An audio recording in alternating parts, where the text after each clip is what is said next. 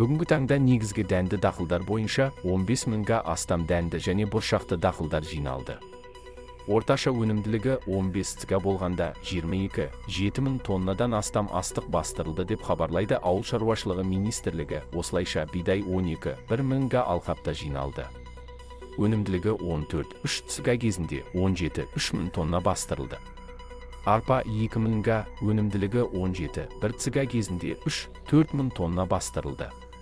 Сұлы 166,7 мыңға, өнімділігі 16 цга кезінде 266,4 мың тонна бастырылды. Биыл майлы дақылдар 748,1 мыңға алқаптан жиналды. Орташа түсімділігі 11,3 цга 842,3 мың тонна бастырылды.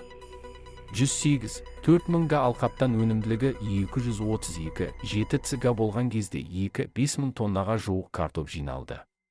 Көкөніс дақылдары 105,3 мыңға жиналды.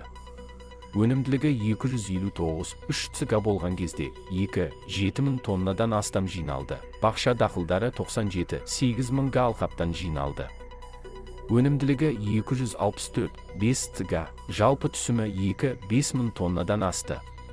Жинау науқанына 149,9 мың трактор, 37,6 мың астық жинау комбайны, 14,9 мың дестелегіш және 195 мың бірлік тартылған. Естеріңізге сала кетейік, көктемгі егіс және егін жинау жұмыстарын жеңілдетілген қаржыландыру көлемі 580 миллиард теңге.